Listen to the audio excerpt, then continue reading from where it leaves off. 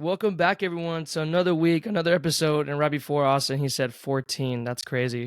Of Austin and Ollie, a sports podcast with the best of the best, Austin Hell and yeah. Ollie. How are you doing, man? I'm good, baby. I'm good. Feels like it's a good weekend. Cowboys won. TCU Yeah. won. Hey, Fun weekend yeah. all around. Yeah, if you guys wonder why You know? we stopped talking TCU or Austin did, because I think they Hey. stink. But that's just me, No, though. no, no, no. We got busy. There's other things going on. Okay. Yeah, for sure. There's a lot to talk about. Another blowout, as we expected, right? It was kind of scary at the beginning. Briefly talk about the Cowboys and how Jerry Jones is going to try to go in a time machine and try to induct Jimmy Johnson into the Hall of Fame when he said 1923 instead of 2023. That just showed his age. Like, if you didn't know, he was an old fuck already. Alzheimer's, Talk baby. about that. That's terrible. I feel bad. That Mavericks, kind of in a little bit of skid. We'll talk about them. Talk about the TCU game for a little bit. Tailgating the last home game was pretty fun. Had some friends out there, family. It was fun. It's a good time.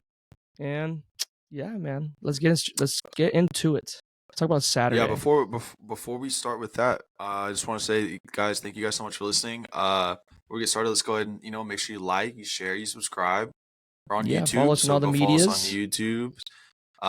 Share, post us on your stories, interact with us on social media. You can find us on Instagram at Austin_and_Ollie. On TikTok at just all one word, Austin and Ollie.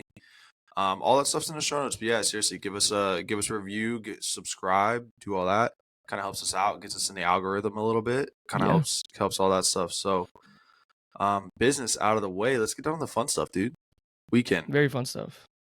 Had a blast. Yeah. So we for sure on Saturday. We kind of always have like a little tailgate at all the TCU games. So Ollie came out just like he did against the Colorado game. I think it was a great time, dude. We had everybody there. I mean, that was probably the biggest tailgate that we had of the season. Yeah. I think we probably had like 50 people at the spot, which was kind of crazy. We had 12 pounds of fajitas and like a whole like big pan of Mexican rice, tortillas, whipping it up. Gosh. And we were out. Chips we ran and out salsa. of stuff at the we used all of it.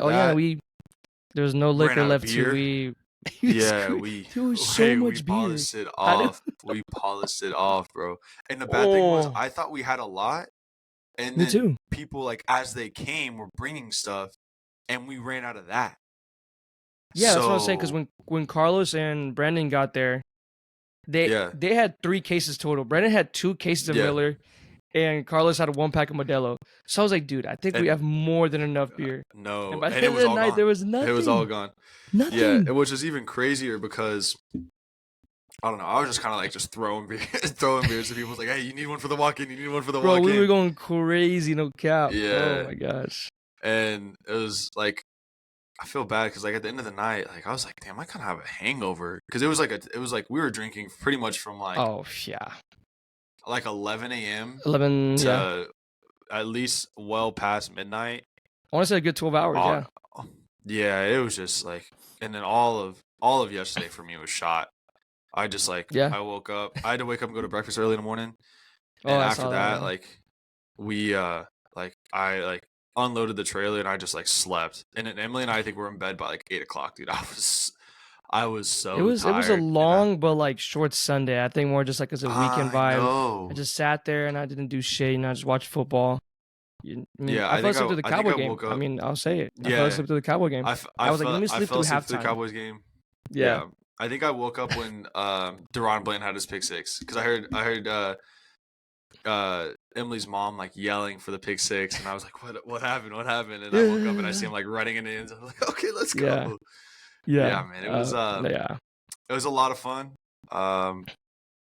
And partially I'm happy that TCU like football's home game's over because that means I won't be drinking as much, which is a good thing because man, those Sundays have been like non-existent for me. It's just like not. I was gonna say, same thing for me. But I've only gone to 2 TCU games, but I feel like I've been drinking the same or even more as you on the weekends. So I don't know if TCU football ending is even gonna help my cause or not. I hope it does. That'd be nice. Yeah, I mean, I kind of hope not because I feel like we've been having a lot of fun. But it's back to back. What, 2 weekends now? Yeah, 2 weekends in a row. It's been fun. It could be 3. It might be 3. Might be 3. Yeah, I forgot this. Oh, it might be 3. Yeah, TCU football does not correlate to how much I've been drinking. Yeah, that settled it. That settled it. Yeah, it's tough. But anyway, I think it's time to get into your 7-3 Dallas Cowboys, huh? 7-3. That sounds nice. That sounds nice. It feels nice. I might be the little Debbie Downer that you've kind of been today. And no way. I don't believe it. Yeah, I might. But let's get into the game, man. Let's get into the game. Let's talk about that before we talk about the good before we talk about the bad. Okay, cool. And Carolina Panthers. The bad. Big dub. Yeah, they are very bad. The bad. Cowboys looked good enough to win. 33-10 in Carolina. Mm-hmm. What'd you think? What'd you think about the game? Tell me a little bit of your thoughts. Yeah, let me throw everything out there. It was just I was worried a little bit because they were running all over us, and there was some stupid penalties that would extend drives for them, and then again for us too. There was a bunch of it was that stupid horse collar and face mask at the same time. I don't know how you can do both. That's just holy crap. Okay, props to you.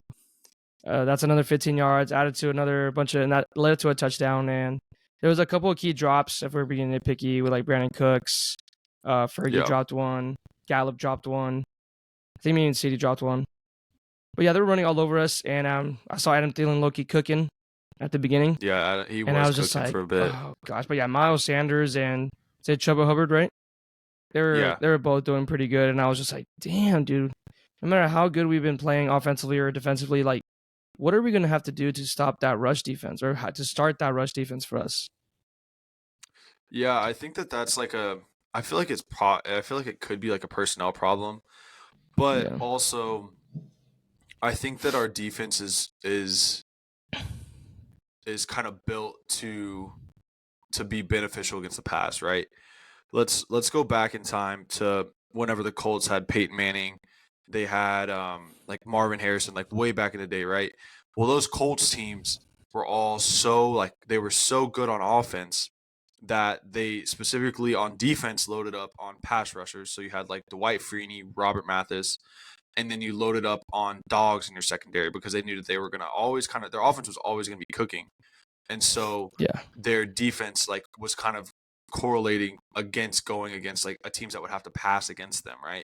So when doing that, I think that that's something that the Cowboys are kind of geared towards as well, because I think that Cowboys offense is just so dominant, and it's just you've kind of seen it all year that they're kind of able to score at will. And I think that that's kind of the same thing, right? On the edge, you got DeMarcus Lawrence, you got Micah Parsons, even Dorrance Armstrong is they're all have good number of sacks, right? Then at safety, you got Jaron Kearse, Donovan Wilson. I mean, just kind of, and then obviously, right, Deron Bland's kind of been a baller all year, and that doesn't even include Trey Diggs that's been hurt. Stephon Gilmore that's been balling this year too. So I just think that.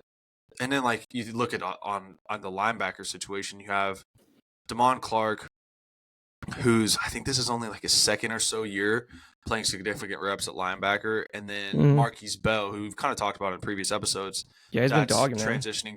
Yeah, he's a dog, but he's a safety transitioning. Yeah, he's transitioning from safety to linebacker. So I think you have a lot of speed, and it's just not necessarily geared towards stopping the run, and that's okay, I think. And as I mean, it's going to hurt against teams like the 49ers, against teams like the Eagles. But that's when you kind of need your offense to get ahead in the game to allow to force them to throw. Exactly, right? Yeah. And I think that that's kind of something that as a team you can kind of see how the roster is built, and I think that it's built for that. I think we have linebacker-wise, I think we have coverage linebackers versus run stuffing linebackers, which is cool. I mean, that's just kind of a preference on how you have your team set up. Yeah, I think it makes sense because we're not a run dominant team like we used to be. Oh no, it looks like we're definitely force feeding the ball. It seems like every game it's been someone different. It was CD a couple weeks ago when he went on that crazy stretch of games. The game after was Brandon Cooks, and then this week it was Tony Pollard because we're going against the worst rush defense in the league. And I said, all right, bro. Yeah. Go get your shit done. Come on, let's see what you can do. And there was a couple of spurts and stuff. He had that big that tutty where he was just ramming through people. looking like Zeke out there. Yep. So that props to him. I'm glad he was able to get to. Yeah, and I think it's cool because I remember a quote from CD. I think it was this week, and I think they may have mentioned it on the broadcast, something like that, where it's like, all right, like we're like purposely like trying to get guys going now. Like he's like, you saw me get going a couple weeks ago. Cooks just got going last week. Like it's TP's turn. Like we're gonna start getting him the ball. We're gonna start getting him going that way. Kind of come towards the end of the season whenever we start playing those big name teams. Hopefully everyone's just clicking at that point.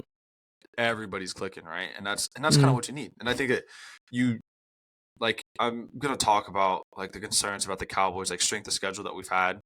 But I think that they're beating the teams that they're supposed to beat, aside from the Cardinals. But they're beating the teams that they're supposed to beat. And they're doing it in ways that they should be, which I think is you know what I mean? Like they're taking the time to say, oh, okay, like, all right, our number one receiver, he hasn't been clicking lately. Let's get him going. Or, oh, okay, this guy that we traded a couple draft picks for to replace Amari Cooper, like he hasn't been going. Let's get him going. Like, oh, our running back that we franchise tag, like he hasn't been running the ball well. Let's use this game against the worst run defense in the NFL to get him going, get him involved. And I think it's smart to try to do that right now when you have the ability to do so, I guess. Yeah, take advantage of the schedule you have in front of you. Exactly, right? And it's not like we can control. You can't control who you play, and you can't control when you play them. It's not your fault. I mean, that's up to the schedule makers. Like you look back on some of these games that we played, like you would have thought that playing the Jets on Monday night, like that would have been a big game because they had Aaron Rodgers and all stuff. But like the way the chips fell, like he was hurt. You would have thought that playing the Cardinals, even though we lost, like that would have been a bigger game because they would have had Kyler Murray, but he was hurt. You catch the Chargers on an off year. You catch the Rams on an off year. Like, just kind of is what it is. And you know, I mean, it's just kind of how the way the cookie crumbles. It's not really our fault. You just got to beat the teams you can beat. And I think that aside from the Cardinals, you've done so, which is what you can be excited about. And I don't think that's something that Cowboys teams in the past have done.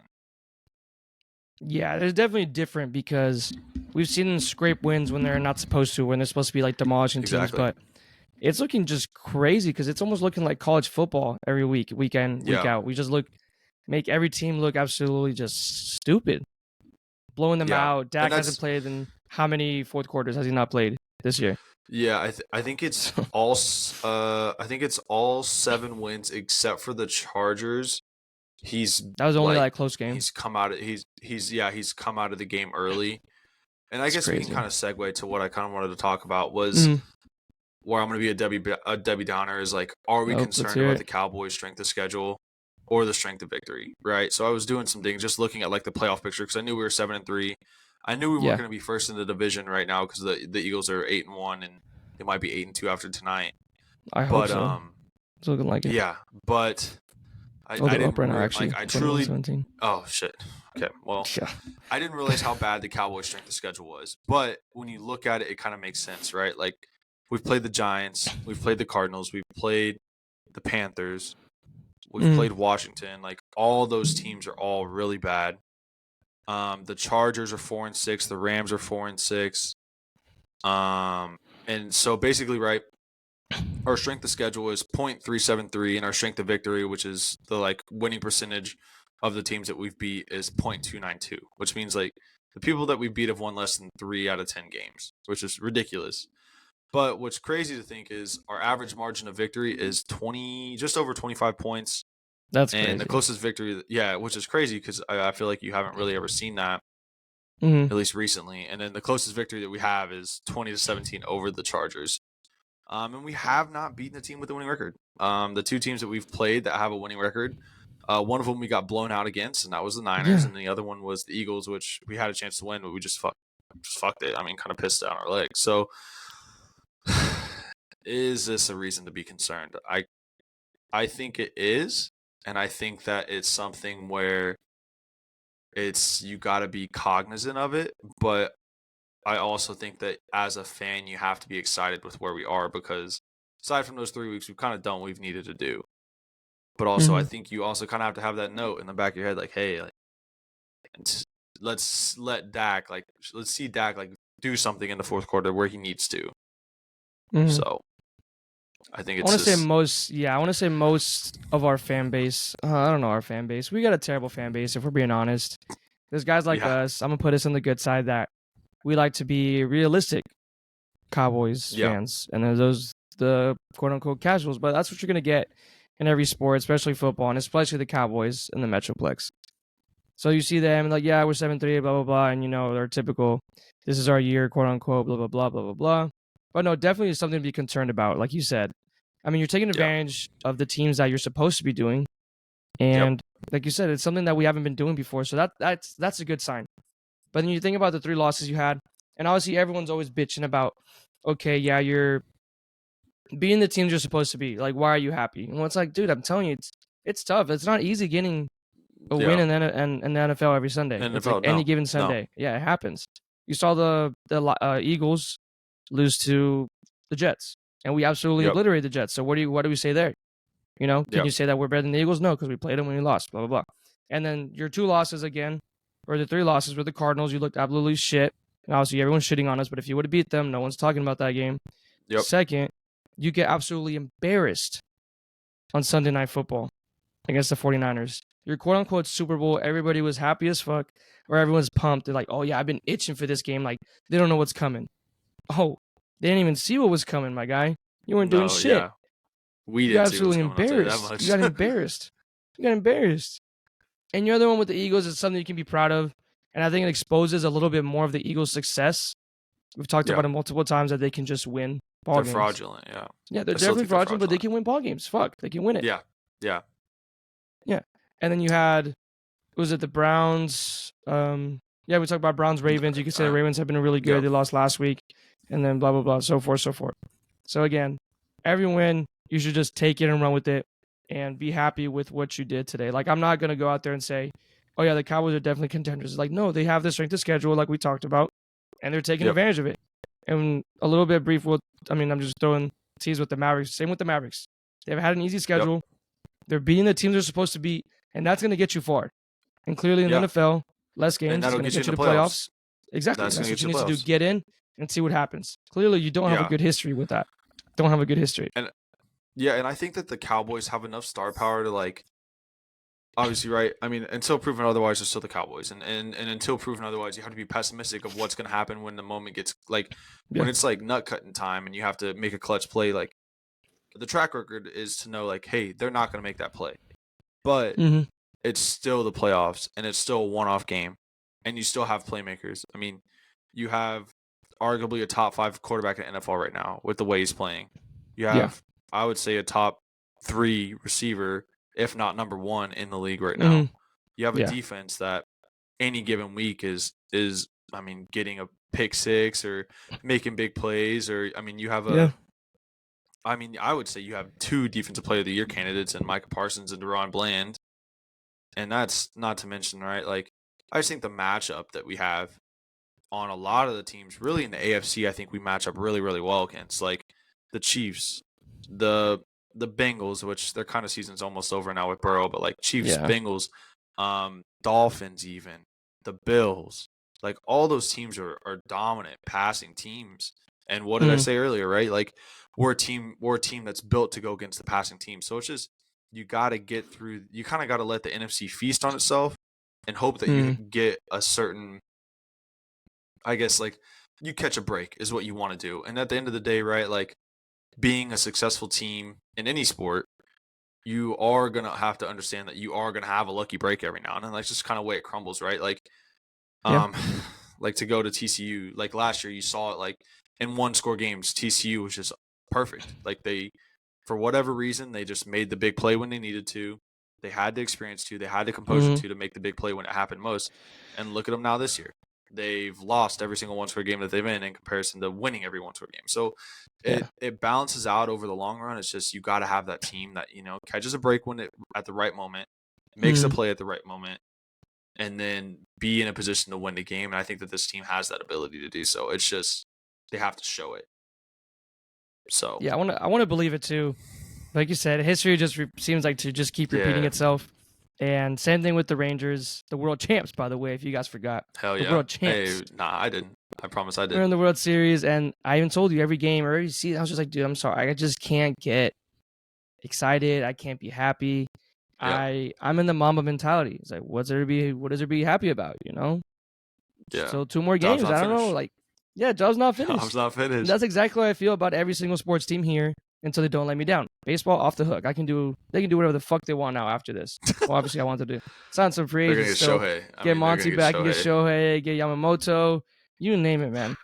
They're gonna be all right. They're gonna be cool. Yeah, take advantage of your schedule, and yeah, you look at those teams now. And you talk about it like they're the it's gonna be just passing heavy, and just offense against offense, and hopefully your defense can prevail at the end of the day. But I mean, still don't look away from the Bills' run game with Josh Allen himself trying to get himself killed out there. Yeah, I think he plays the worst brand of football. If he keeps playing like that, he's just not going to be playing forever. I know he's a big dude and he should be running, but imagine seeing Dak run like that every Sunday.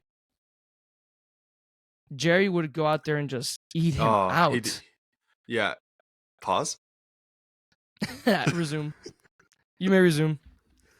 Yeah. Yeah, and I think that kind of football also it kind of contributes to like just making too many stupid mistakes. I mean, look at it. Obviously, it kind of worked out this week, but like last week, Josh Allen had what, like 3 turnovers with interceptions. He tried to say he was back, and I'm like, okay, dude, you're playing the Jets. Yeah, and that's I think defense, I was looking at him, and he's leading the NFL in interceptions with 12, which is kind of an astonishing number. But I think we're finally starting to see that discourse throughout like national media, right? Of where's this conversation at when Dak Prescott is doing it versus Josh Allen? Well, look, I mean, Dak Prescott right now only has 6 interceptions to 19 touchdowns. I mean, but it's Josh Allen. It's media's golden boy. It doesn't have the star on the helmet, so they're not going to say anything about it. They're not going to talk shit about him, and they're going to still keep saying that he's the heir to the throne, to Mahomes Mountain or whatever you want to call it, right? Yeah. So it's just, it is what it is, I guess, at the end of the day. So yeah, what do you do? Yeah, what do you do? But I'm trying to think. Is there anything else Cowboys that you want to talk about? I have a couple stats I want to talk about. It's kind of like a just past midseason check-in. If you want to just kind of react to these and tell me what you think.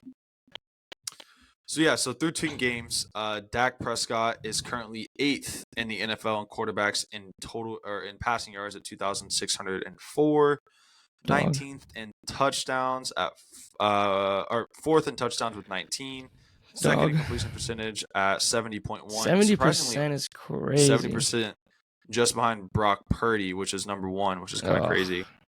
Yeah. And then second in the NFL in QBR at 73.8. Which is, I think that's kind of showing that.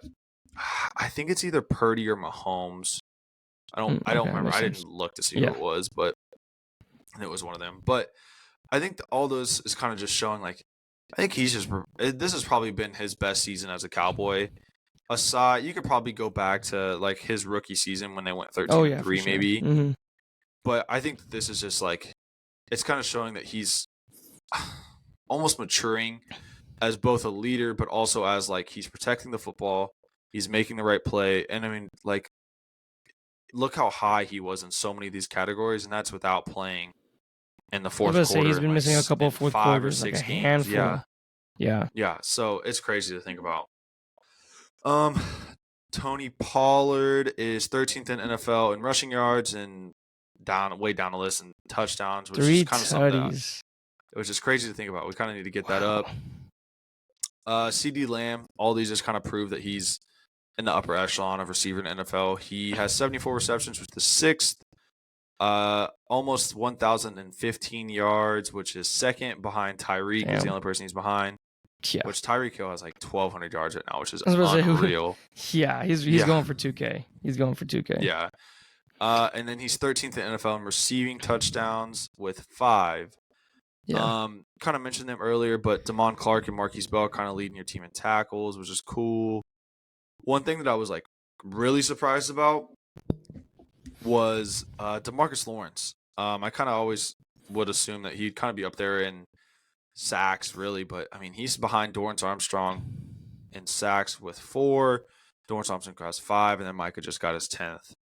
Damn, 10 already? Oh, yeah. Yeah, but, I mean, and then Deron Bland, 6 picks to Gilmore's 2, and then Jaron Curse and Malik Hooker and Trey Diggs all have 1. But I don't really know where I was going with it. I thought it was just kind of interesting to pull up some of the stats to kind of see where we were. I think the really big thing that I was kind of interested in was D-Law, and just kind of I don't know if he's been having a great season this year, but I also think that he just gets a lot of attention from the offensive line. Not to mention like him and Micah, but to see like what Micah is still doing, and I think I saw a picture in the game where he has like triple teams, and he's still getting through the line. So yeah, it's just. I think it's just levels, but still, I mean, I think the team is just they got the pieces. It's just you got to make it work, man. It was nice seeing Micah get back on the sacks 2.5, and then seeing Lawrence, DeMarcus Lawrence also getting a sack too, because I feel like he's been pretty quiet. I mean, ever since Micah, I don't know if just because Micah took all the spotlight, but I think behind the scenes for sure he's still making better holes and gaps for everyone else. You know, taking the you said attention from other guys, and I mean, because you can't just forget about DeMarcus Lawrence.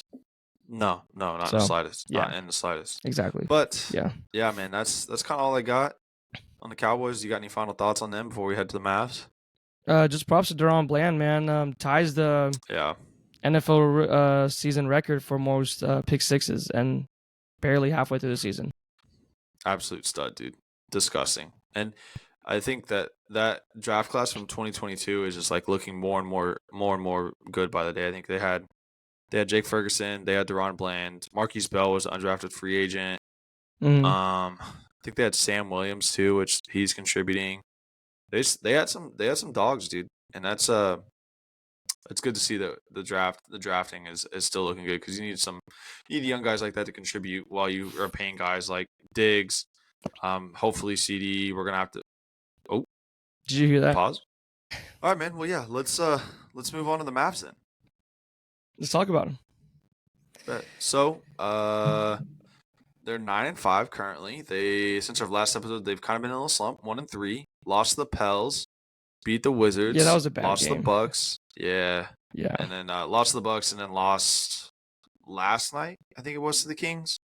Yeah, they got. I mean, Sabonis. I mean, size again, just getting outworked. I think a lot of it is kind of that was just like a tough run on the schedule. Not only do you play Pelicans 2 games in a row, you play them once here and then once in New Orleans, but you played 2 sets of back-to-backs, because if I'm correct, the Pelicans and Washington's game was back-to-back, and then the Bills and Kings game was back-to-back, which that sucks, dude. I mean, especially like back-to-backs in NBA is so tough, and the New Orleans, Washington, and Milwaukee, that's all on the road too. And I think like going to the Kings game, even though the Kings game was at home, I think I read somewhere that they didn't get back to Dallas last night until 1 a.m. and then just to like quickly turn around and then like it was 5 o'clock, I think, or it was an early tip, 5 or too. 6, so 6:30, yeah, which like that's just absolutely brutal, dude. So yeah, man, what's going on with the Mavs? How we feeling? How should we be excited? Should we be upset? Should we jump off a bridge? A little bit. So offense is there, has always been there. If it sounds like it's the same story because like I mentioned it, it's like the Cowboys. They're beating the teams that there should be, but once they get any type of lick of competition, they're just like, oof, okay, fold. Got to try on defense. Don't want to do that. I was disappointed with the Bucks game, because did you watch anything or like hear anything about the Bucks game? I saw that we were up for a good amount of time, right? If I'm correct. Yeah, you went into the fourth leading. You went up into the fourth leading by like 10. And so we go ahead and put up 40 in the third quarter, which is massive, right? You outscore them by 11, and then you get outscored by 15, but you give up 43 in the fourth quarter. The Mavericks went like 3 minutes on a cold streak and just couldn't score for 3 minutes straight. And I feel like, that's something that's like happened in the past too. Yeah, and I feel like maybe it was when we were playing the Warriors in that Western Conference Finals 2 years ago. Like, oh god, don't remind me of that series, bro. Like, yeah, it's just like we're just so prominent or so prone to like just going cold. And I think that's what happens when you rely on a three so much, like the Mavs do. Especially like Tim. Yeah. I mean, Luka's just you get open looks like, too with Luka. He's super streaky, right? Yeah, so I think that's tough, man. And I think that they're still trying to work out. I think they're still trying to work out Kyrie and Luka together, and then also like Derek Lively's kind of playing our starting center minutes, so he's still trying to figure it out. I mean, he's a 19-year-old kid, so how they're getting boards. It's not been great, yeah. I mean, it's not been great, but I think he's just made such an improvement to our team and just helping everybody out so much that I think it's super important. Yeah, you had Luka and Kyrie go for 74 combined in that game.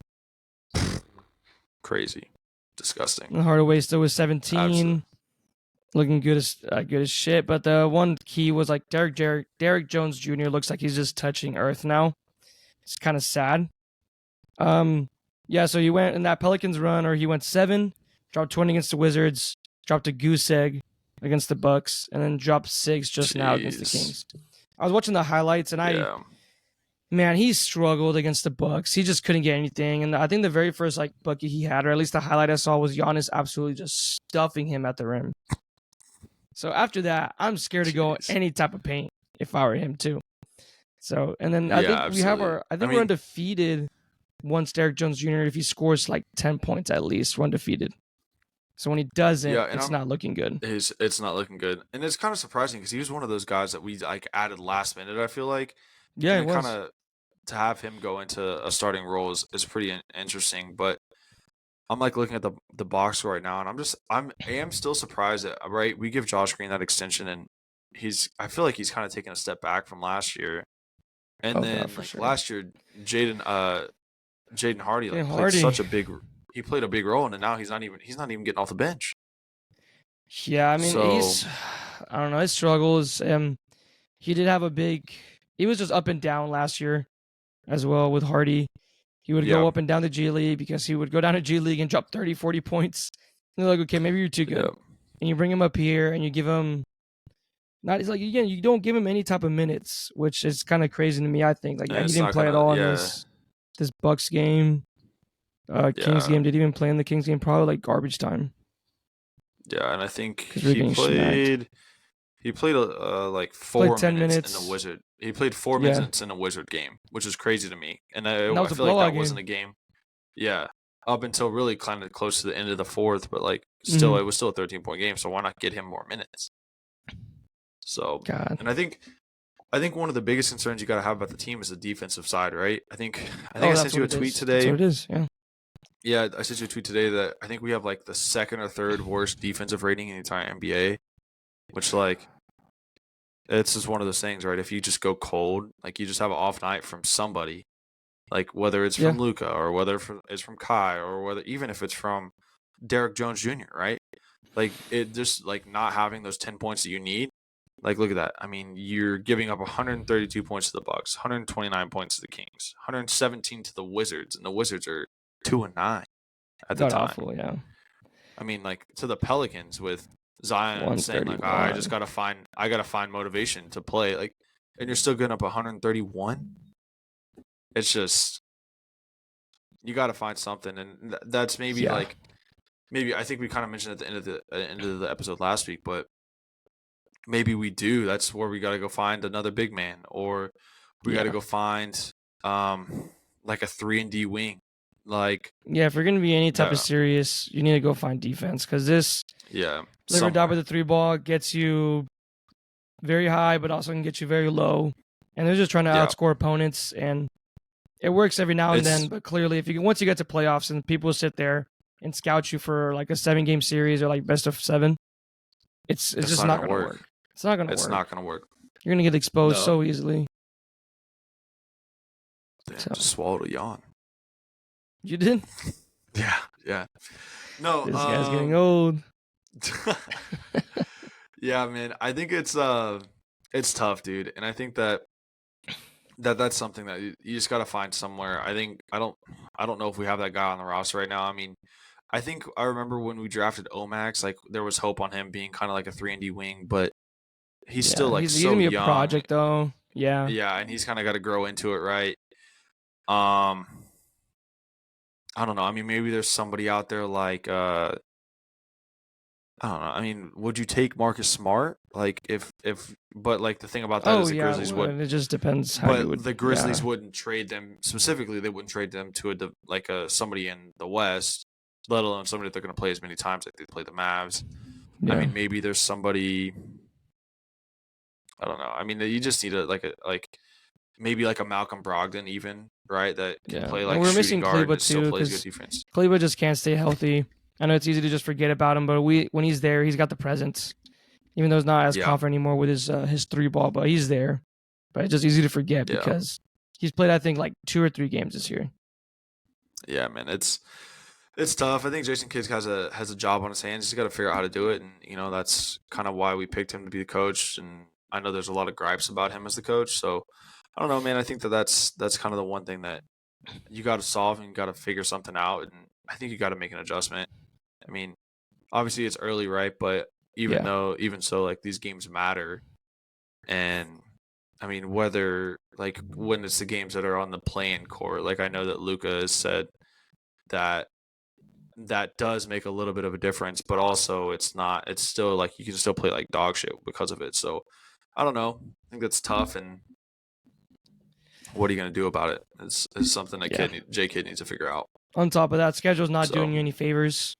I think you had a pretty schedule was in your favor for the first couple of weeks, and that's where you were looking really good. And then you get those back-to-back games with tough opponents with just bigger guys. Yep. Obviously with Giannis, Sabonis, and De'Aaron Fox as being an absolute fucking stud of a player. And then you got the Lakers on Wednesday, Clippers, and then the Rockets. And don't look past the Rockets because the Rockets low-key have a good team, man. They've been good this year. They're young, but they've been all right. And I think they have a good coach. Sengun, yeah. Sengun, he's a dog. He's a dog. Stud. Yeah. I think that like you got Dylan Brooks too, right? Who's kind of going to be a menace. I think they have a really good coach in Ime Udoka. Yeah. But he was a Celtics coach, right? Yeah, he was a Celtics coach before he put something where it didn't belong kind of deal. But yeah, man, I think we got a tough schedule coming up, and you just kind of gotta. Hopefully, these couple of days off will be pretty important, and kind of bounce back. It'd be nice to kind of talk next week and have them have maybe a 2-1 record, something like that. That'd be kind of nice. Yeah, that'd be nice. Yeah, hopefully Luka just becomes the father that he is against the Clippers. Lakers are just fraud. It's gonna be Christian Woods. Welcome back, and yeah. Take advantage of a young Rockets team or something like that. So I don't know, man. But yeah, hopefully. Do you got anything else Mavs related? Not Mavs related, but final score: Chiefs 17, Eagles 21. That's so tough. That is so tough. When I stopped watching, watching, the Eagles looked like shit. I think last I saw it was 17-7. It was bad. He was getting sacked. They had nothing going on for themselves, dude. I don't know. And they can just win ball games, right? Yeah, it's because Taylor Swift wasn't there. That's what I heard. Dude, it was a stinker of a passing performance. Mahomes 177, Jalen Hurts 150. 2 fraudulent quarterbacks. What did I say? That's crazy. Oh yeah, well okay, yeah. Oh yeah, I guess we got a little Ollie and Outfield then. Is that what we got going on next? Yeah, some free agency stuff actually happened, guys. Okay. If you guys forgot. Let me know. Shit, dude, my voice is so fucked.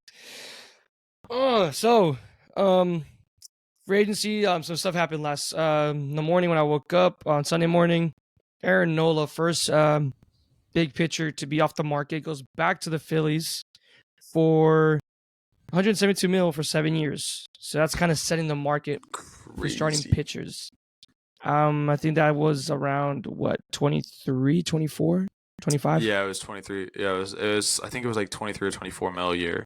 Yeah, so yeah, if you do the math, for 7 years is quite a bit, I thought, a long term for a starting pitcher, just because, I mean, you got to put into consideration that he's going to get hurt as much as you don't want to think about it. So that's one starting pitcher that sets the market, like I said. and you also had Lance Lynn signed for the St. Louis Cardinals. Goes back to the Cardinals. Yeah. It was like up to 10 mil, where he right? got drafted. Yeah, 10 mil I thought was a little pricey, if I'm being honest. Yeah. 1 year, 10 mil for a guy that gave up the most home runs. Yeah. Yeah, I guess, I mean, good for the Cardinals. Yeah, I don't know what they're trying to do. I keep hearing that all these starting pitchers are linked or that the Cardinals are interested in, but from what they were doing last year, it seems like they're in a rebuild with other guys leaving.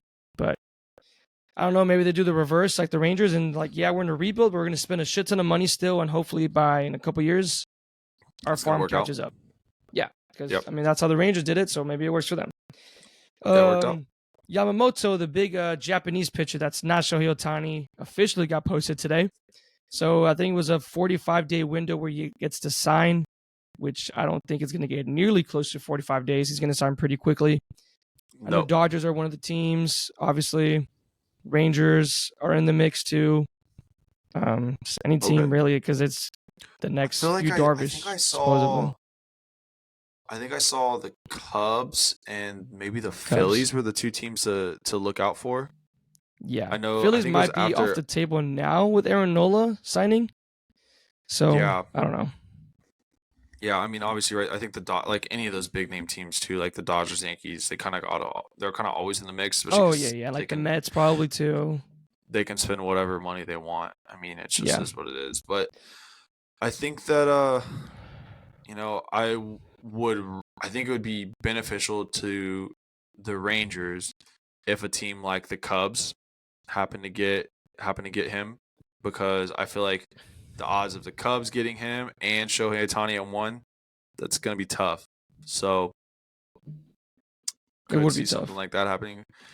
I don't know, man. I think that I'm kind of curious and see how the rest of free agency plays out. I mean, does somebody like Monty sign before or after Shohei Ohtani signs? I mean, some of the other big free agents, right? Like Josh Hader. Yeah. I can't think of anybody else that's out there, but the guys that are out there too, Blake right? Snell. So, yeah. Yeah, Cy Young. I wonder what his contract's going to look like. Yeah, it's crazy. There's still a lot of good guys out there, but obviously one guy got out there, and you can say Lance Lynn. Other news for Rangers, looks like Bally Sports is finally going to get cut off by a lot of teams. I think there's the last season where they're streaming baseball.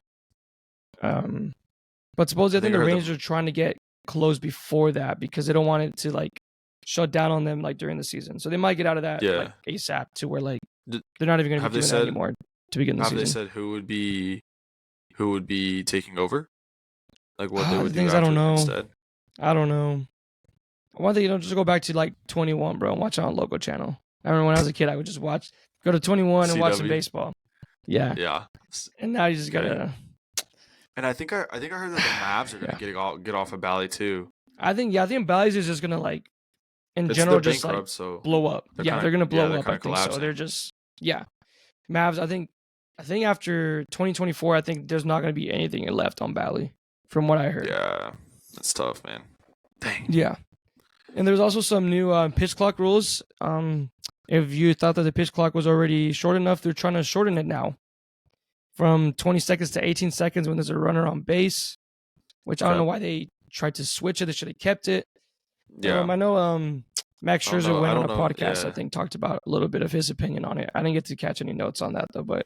Yeah, I saw that he said that he thinks a lot of the like Tommy John issues that we've been seeing nowadays are kind of because of the pitch clock, which I think I can kind of understand. It makes sense. Like, it's more time under tension and with less recovery, which I guess kind of makes sense. But I don't know. I don't want to feel like or say something and feel like I'm like I don't care, but also I think it's kind of helping out the game in a way. Still, like it's still better for competition's sake. Yeah, and I think that the guy, like when you're losing, let's call it 10 guys a year to Tommy John, I don't think it's. Unfortunately, I don't think it's enough to help. It would have happened maybe without the pitch clock, but still, you can say that it's because of this, and it does add on top of that. And you can even say, I mean, I'm just thinking of two guys at the top of my head that did not benefit. It's obviously just like it's bigger guys, Lance Lynn's a bigger guy. Yeah, he wasn't able to do it. Clearly, he got absolutely smoked. And then you think about Alek Manoah for the Blue Jays. He had absolutely just terrible. Just bad. And obviously, I mean, you need stamina for this. You've seen bigger pitchers before. How do you think Bartolo Colon would do? CC Sabathia. How would they do in the pitch clock? Nah, they'd get cooked. Yeah, that makes sense. But you got Jordan Montgomery too. He's a bigger guy too, and he was able to still do good. So I don't know. I don't want to say that it's because of that, but there's two guys that you could mention that could just be like, man, I just lost my breath out there. I was just throwing, man. I don't know. Couldn't do it. I don't know. Yeah, I couldn't place it where I wanted to. Yeah. No, it's understandable. But cool. What else you got? Anything else? Saw an article today that Shohei might be I don't know if this is from Shohei, but they're thinking about maybe Shohei going in the outfield and not pitch anymore. Not next year, but whenever he recovers. When he recovers. Yeah, I mean, I think that obviously, right, that I think that limits his contract value. But I think that also, like, for his long-term health, I think it makes more sense. I think he can add just as much value in the outfield as he can anywhere else. I mean, I think we've kind of talked about it before, but maybe just transitioning him to like a closer role, and letting him and not letting him pitch, these extended outings, but maybe 3 innings every 3 days or something of that nature, every 5 days still, just to kind of limit him and allow him to still hit, maybe 90 or 100 innings a season, and that allows him to stay healthy, allows his arm to stay healthy, but to contribute on both sides of the ball. Yeah. So what he's doing is just like everything he was doing was baseball. Like he couldn't rest because every time he was resting, it was rehab for pitching, and he was always constantly batting. So, and it's tough. Last podcast we didn't talk about MVPs, did we? No, when they happened this past week. So Shohei won MVP clearly over Corey and Simeon, but it's okay. They're gonna be the first team ever to have like all top 3 voters on the same team. Yep. So, I'm chilling about it. Other than that, just stay tuned with, there have been some trades happening. Ronaldo Lopez, he's a pitcher for the White Sox, I think, re-signed with the White Sox for like 30 mil or some shit like that. A bunch of bums. And there was another trade that happened that sent. It was a pretty big trade with people-wise for Atlanta. They got a pitcher from the Guardians, I think. Like, again, nothing big yet. But if something else happens, you will hear from it here. Sweet. Yeah. Well, I think that's kind of it. Kind of short episode today, huh? Not a ton. Not a ton. Yeah, my throat needs it for sure, man. Yeah. Fuck. Too much drinking, too much talking all weekend. Yeah. Too much talking, too much chilling, too much, not enough water. I'll tell you that. Yep. During the week, I'd be chugging that shit though, but on the weekends, I heard that. No, chugging something else. I don't know. Yeah. But well, guys, thank you so much for listening to another episode of Austin Ollie. It was kind of a short one for you today, but wanted to make sure that we still fit it in. For sure. I know we usually try to mention about doing a podcast the day after a Cowboys game, but because the Cowboys play on Thanksgiving this week, probably not going to happen. So we'll probably still drop next Tuesday. Just kind of keep it that way and kind of do the same the week after, because I think the Cowboys play on Thursday 2 weeks in a row. So in the meantime, guys, thank you guys so much for listening. Make sure you leave us a review. Make sure you subscribe. Make sure you share. Go follow us on Instagram, TikTok, YouTube, all that stuff. All those links are in the show notes. And guys, with that, thank you so much for listening. This was episode 14 of Austin and Ollie, a sports podcast. Thank you guys so much for listening. We'll see you guys next time. Peace.